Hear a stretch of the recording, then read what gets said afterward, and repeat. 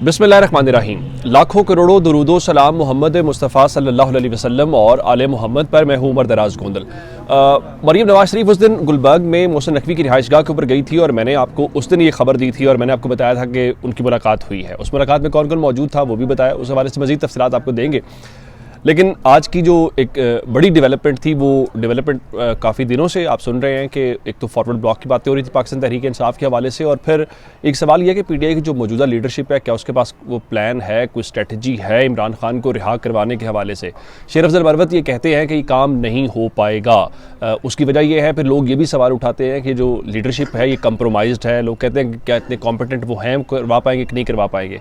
तहरीक तहफ़्ज़ुज़ आईन पाकिस्तान जो है वो एक तहरीक बनी जिसमें मैगल साहब बैठे हुए थे, उनकी नुमाइंदगी ज़रूर थी, और उसके अंदर महमूद खान चकज़ई थे जिसमें दीगर सब लोग थे, लेकिन उसका कोई उस तरह से हो नहीं पाया। सिर्फ एक कॉन्फ्रेंस इस्लामाबाद के अंदर हुई। लेकिन आज जो साबिक वज़ीर आज़म शाहिद खाकान अब्बासी हैं उन्होंने कुछ ऐसी बातें की है जो कल हमने देखा कि JUI के तर्जुमान ने, खासकर अली अमीन गंडापुर ने जो इंटरव्यू दिया और जो मौलाना साहब के हवाले से वो बातें करते हैं, उस हवाले से बहुत सारे सवालात थे। और वो सवाल यही था कि जब आप ऐसा कोई मामला आता है तो आप कोई ना कोई स्टेटमेंट देके जो अपोजिशन का अलायंस है उसको खतरे में डाल देते हैं। और कल JUI के तर्जुमान ने यही बात की थी और उन्होंने कहा कि देखें PTI जो है उसको बाहर से खतरा नहीं है, PTI को अंदर से खतरा है। और आज इस हवाले से जो शाहिद खाकान अब्बासी साहब हैं उन्होंने यही स्टेटमेंट दी है और उन्होंने ये बात की है कि इस वक्त जो अपोजिशन का इत्तेहाद है ज़ाहिर है वो ज़रूरी है और वक्त की ज़रूरत है, लेकिन मसला ये है कि पाकिस्तान तहरीक इंसाफ उसके अंदर जो संजीदा नज़र नहीं आ रही। और उनका कहना यह है कि हर लीडर मुख्तलिफ बात कर रहा है और मौलाना के ऊपर ज़ाती किस्म के हमले किए जा रहे हैं।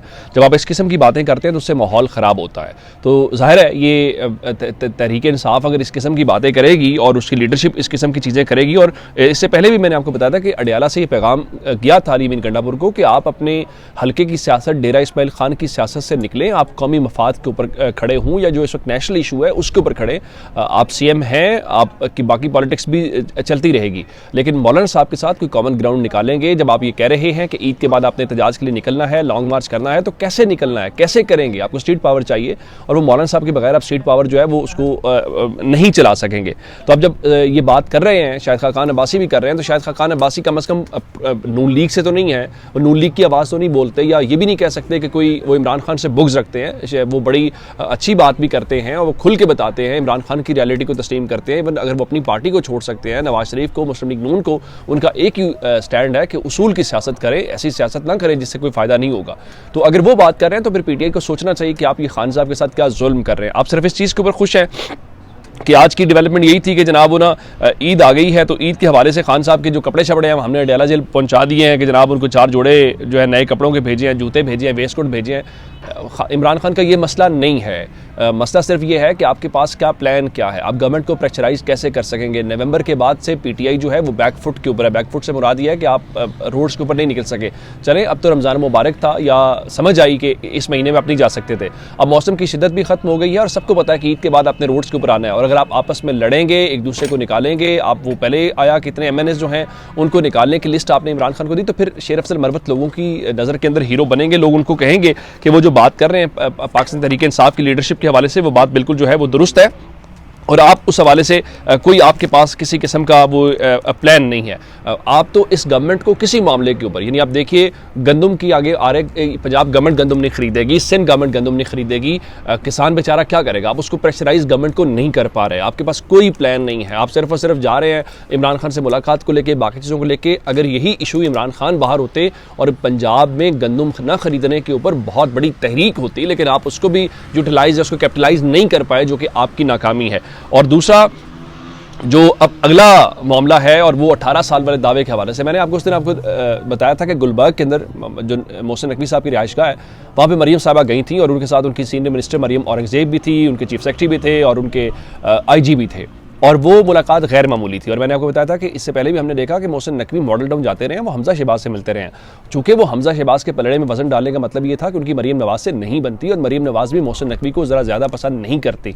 तो अभी वो जब छुट्टियों के ऊपर थे, या कहने को ये था कि मोहसिन नकवी साहब की तबीयत ख़राब है, ये अलग बात है, जो इख्तलाफात या चीज़ें थी वो हमें पता है, लेकिन अब वापस आ गए हैं। उन्होंने कायम मकाम अमरीकी सफ़ीर से मुलाकातें की, आज भी कौमी सलामती के हवाले से। अब उस हवाले से आज जो आर्टिकल लिखा वो सोहेल बड़ाई साहब ने लिखा, उसमें उन्होंने कुछ वो इशारों किनायों में बात की, जो इस्तारे इस्तेमाल की। आज उन्होंने शेरनी और उकाब का इस्तेमाल किया। शेरनी से मुराद मरीम नवाज था और उकाब से मुराद मोहसिन नकवी था। उन्होंने क्या लिखा मैं वो बता देता हूँ। उन्होंने लिखा जी, शेरनी का बड़ापन था कि वो उकाब के घोंसले पर पहुंच गई।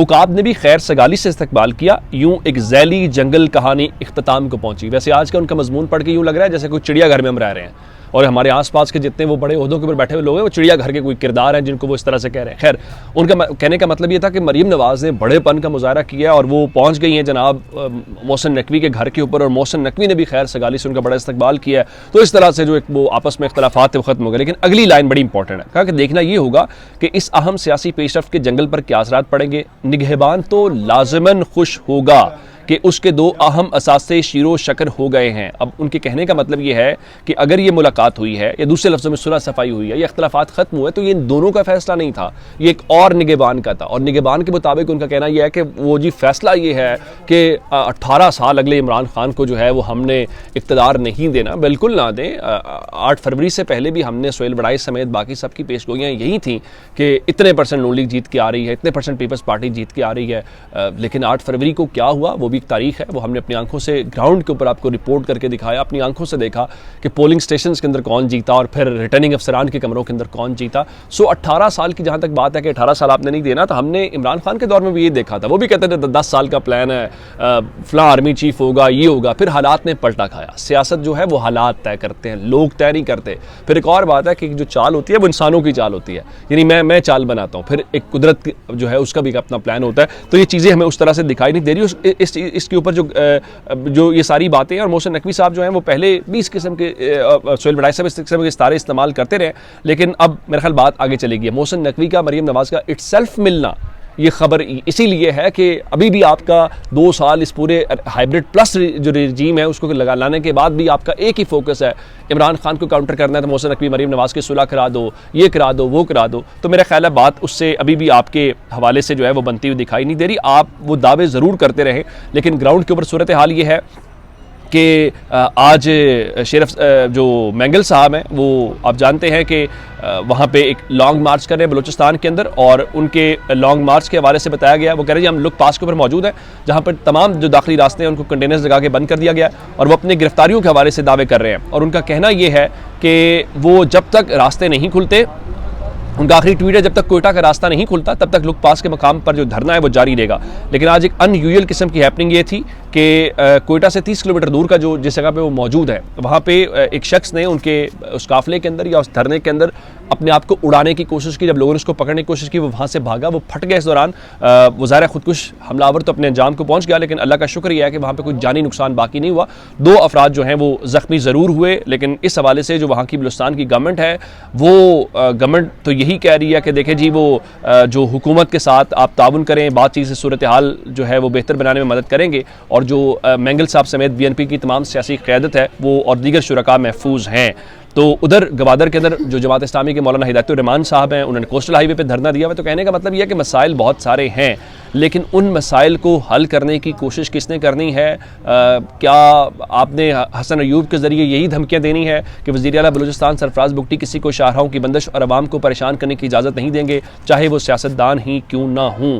तो कहने का मतलब है कि ये इतने मसाइल हैं बलूचिस्तान में, गवादर में, पंजाब में, सिंध में, खैबर पख्तूनख्वा में, लेकिन उसको हल किसने करना है? उसको सियासी लीडरशिप हल कर सकती है, लेकिन सियासी लीडरशिप को आप फिक्स करने के चक्करों में पड़े हुए हैं कि इस तरह से इमरान खान को 18 साल कैसे बाहर रखना है, मौलाना साहब अपनी ईद कैसे महदूद कर देंगे, और अब मैंगल साहब जो कि सियासी आदमी है वो रोड पे निकले हैं, अगर आप उनको सिक्योरिटी नहीं फराहम कर रहे तो इसका मैसेज या मतलब क्या जाएगा? मेरे ख्याल से इसको असेस करना कोई ज़रा ज़्यादा मुश्किल नहीं है। तो अब तक के अपडेट्स अपना बहुत सारा ख्याल रखिएगा। खुदा हाफिज़।